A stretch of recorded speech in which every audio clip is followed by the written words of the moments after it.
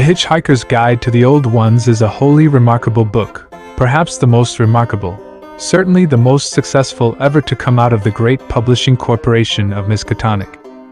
More popular than How to Tame Amigo, better selling than 42 Incantations to Summon an Old One, and more controversial than Alhazard's trilogy of philosophical blockbusters where Cthulhu went wrong, some more of Cthulhu's greatest mistakes, and who is this Cthulhu person anyway? It's already supplanted the Encyclopedia Cthulhuinca as the standard repository of all knowledge and wisdom, for two important reasons. First, it requires slightly less sacrifices, and secondly it has the word "Stay Sane" printed in large friendly letters on its cover. The old ones were, the old ones are, and the old ones shall be. Not in the spaces we know, but between them, they walk serene and primal, undimensioned and to us unseen. Yog-Sothoth knows the gate. Yog-Sothoth is the gate. Yog-Sothoth is the key and guardian of the gate. Past, present, future, all are one in Yog-Sothoth. He knows where the old ones broke through of old, and where they shall break through again. He knows where they have trod earth's fields, and where they still tread them, and why no one can behold them as they tread. As a foulness shall ye know them. Their hand is at your throats, yet ye see them not, and their habitation is even one with your guarded threshold. Words of the first prophet Alhazrad in the Necronomicon. Yog-Sothoth is the key and the gate, the opener of the way to realms beyond the ken of mortal minds. He is not a being of flesh and blood, but a cosmic entity that transcends space and time, existing in the interstices between dimensions. He is the guardian of the secrets of the universe, and the source of all knowledge and power.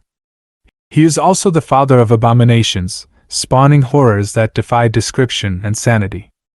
To behold him is to gaze upon the ultimate horror, a swirling mass of iridescent spheres and tendrils that emit a dreadful sound like the piping of flutes. He knows all things that are, were, or will be, and he can grant his worshippers access to forbidden lore and dark magic.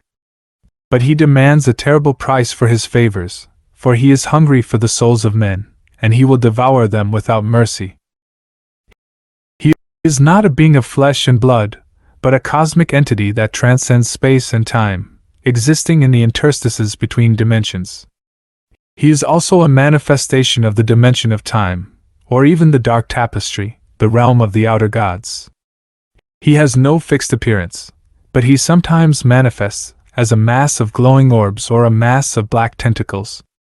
He is the source of all knowledge and power, and the father of many abominations.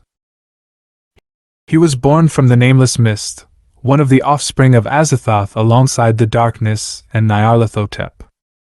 He is also the progenitor of Cthulhu, Hastur the unspeakable and the ancestor of the Vurmi. He is also the father of Woberwaitli. In our limited and feeble dimensions, the unspeakable horror that is Yog-Sothoth manifests itself as a monstrous conglomeration of iridescent globes, each one a window to a different realm of madness and terror. These globes are never at rest, but constantly undergo a hideous and unnatural motion and reorganization, shifting their positions and sizes, flowing into one another with a sickening sound, and breaking up to coalesce again in new and dreadful forms. The globes are not bound by any law of cohesion or gravity, and may spread over a vast and appalling area, defying all attempts to measure or comprehend their extent. No human eye can bear to look upon this abomination for long, and no human mind can grasp its significance or purpose. Even primitively equipped investigators can contact Yog-Sothoth. However, this entity is notoriously dangerous, and non-specialists should avoid contact.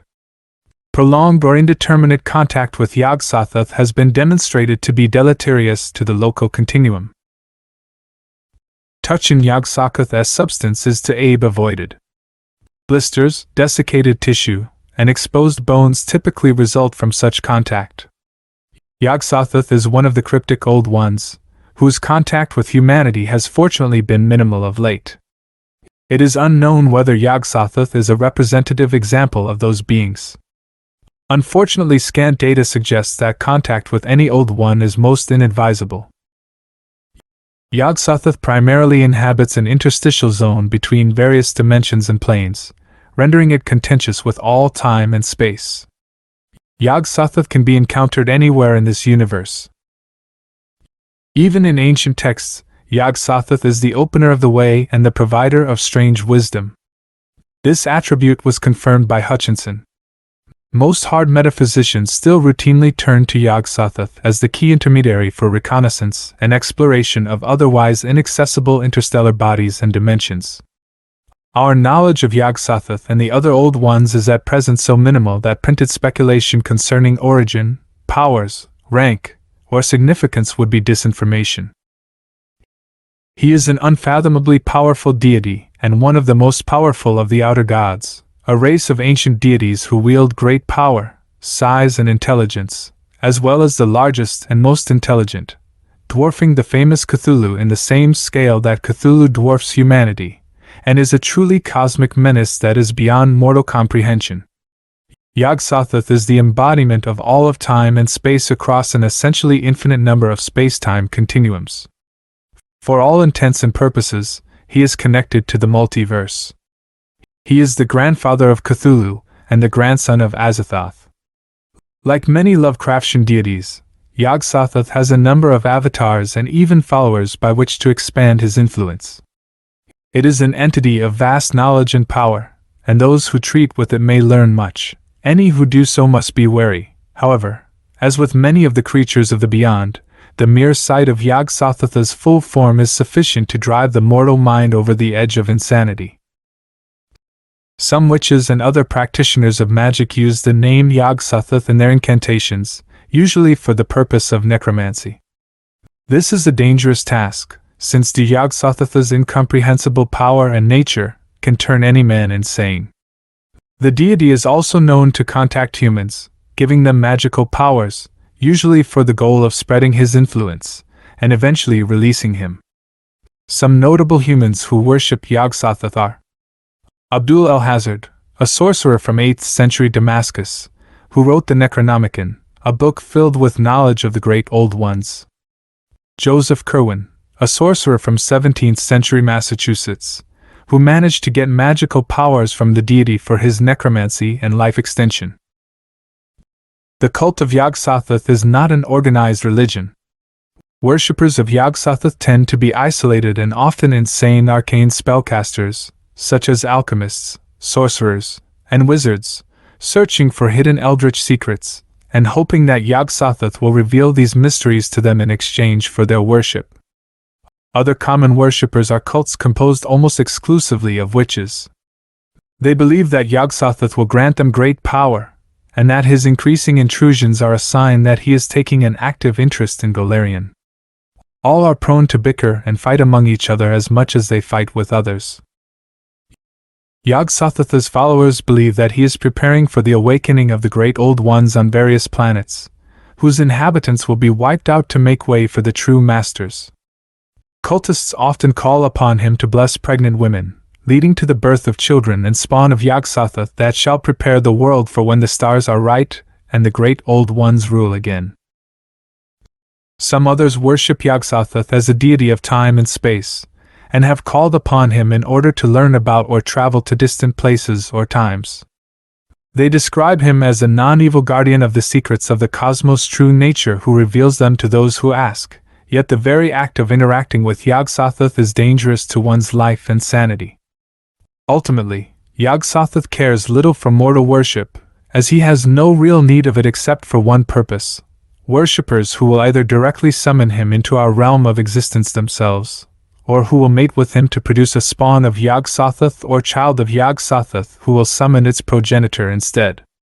Once summoned to our realm, Yog-Sothoth would be free to ravage the surrounding area and consume any and all lifeforms he can reach, corrupting the very space and time he touches with his foul and unnatural presence. Yog-Sothoth, like the other outer gods, is unable to manifest in the physical plane. It must rely on a series of avatars to do its bidding. Some of these are a Forgaman, a time master, the aspect of Yog-Sothoth who keeps the flow of time.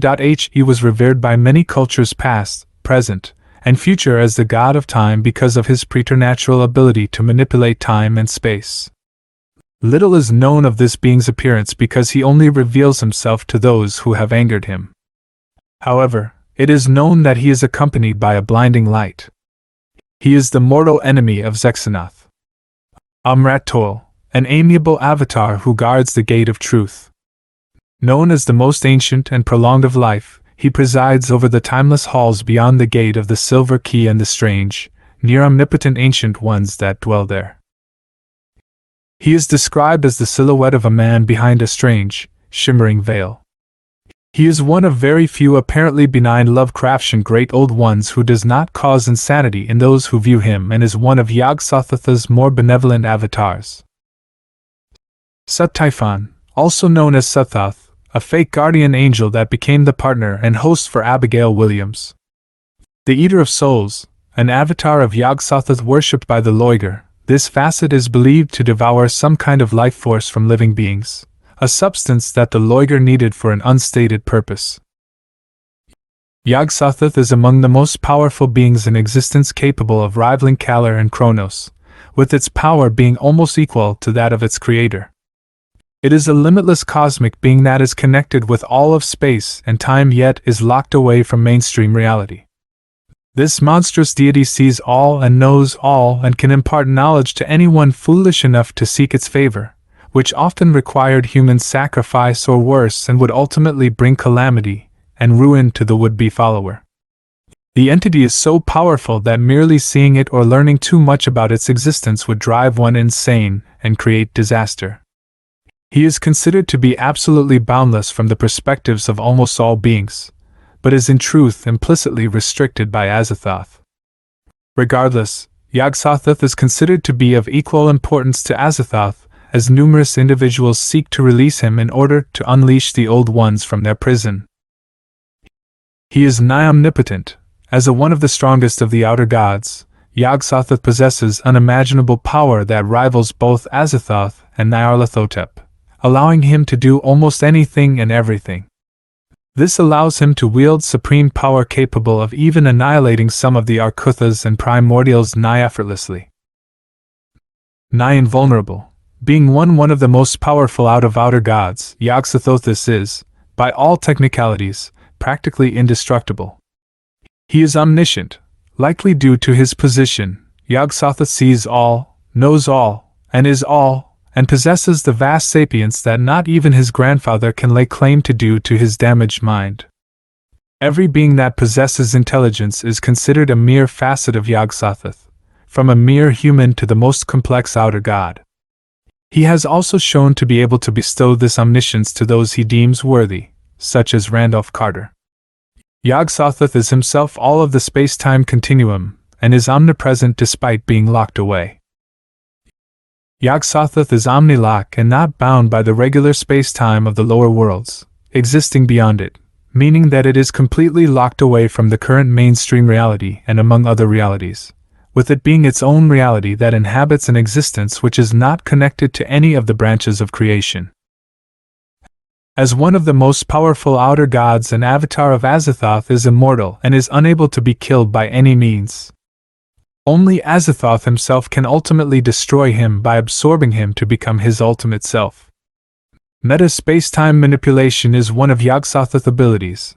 He has control over all of space and time, can manipulate the space-time continuum of every reality, whether it be a higher dimension, a parallel universe, a dream world, and other. He is able to bend, distort, and alter the very fabric of existence anywhere and everywhere to his desire, even locations where time and space may not even exist.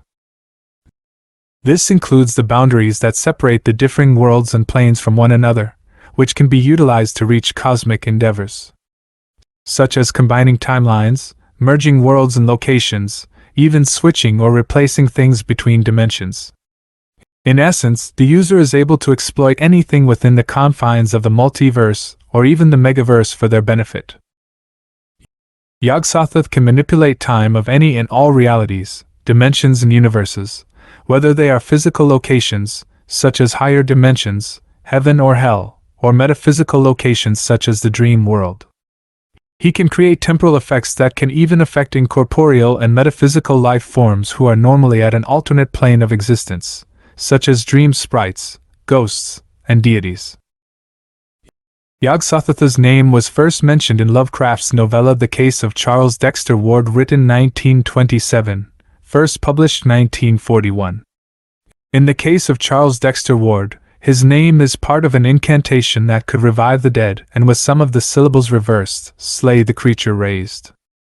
He goes on to be the driving force of the short story The Dunwich Horror, in which he fathers twin children with a human. Yog-Sothoth has some connection to the mysterious old ones mentioned in the Dunwich Horror 1929, but their nature, their number, and their connection to Yog-Sothoth are unknown. Nonetheless, they are probably allied to him in some way, since during the story, old Whately gives up his own daughter, Lavinia, and sacrifices her to Yog-Sothoth, who impregnates her with two children, Wilbur Whately and the Dunwich Horror. Wilbur Whately, being the half-human son of Yog-Sothoth, tried to summon them so that they could control Wilbur's more tainted twin and make it reproduce, but a dog mauled him to his death. The Horror later begs for Yog-Sothoth to save it when defeated and is struck dead by a lightning bolt. He later appeared in At the Mountains of Madness in connection to the thing beyond the mountains that even the elder things fear. William Dyer and Danforth, after escaping a Shoggoth, leave the mountains on their plane. Danforth looks back and sees something that causes him to go insane. He refuses to tell anyone, even Dyer, what he saw, though it is implied that it has something to do with what lies beyond the larger mountain range that even the old ones feared. It is theorized that this entity was an avatar of Yog-Sothoth. Yog-Sothoth is coterminous with all time and space, yet is supposedly locked outside of the universe we inhabit. Its cosmic nature is hinted at in a passage from Through the Gates of the Silver Key 1934 by Lovecraft and E. Hoffman Price. In this story, Charles Randolph Carter actually meets him, the gate, the key, and the guardian. The encounter makes it very clear that it is the point of view which defines the nature of the interaction. There is nothing inherently evil or frightening about him. He opens the gates of the multiverse to anyone who is willing to glimpse it, and unlike the nameless devourers, he is not going to harm you or force you into what you do not want. He gives Carter the option of leaving or going forward. The price is to see the true or at least partial vastness of what is, a flood of knowledge that overwhelms the current self. Once Carter is at the nexus of all he is, was and will be, he is distilled into one being, a wizard on a planet engaged in a battle. Yet all Carter wants is to go back to Earth. How limited are we truly, and what does it take to move on beyond?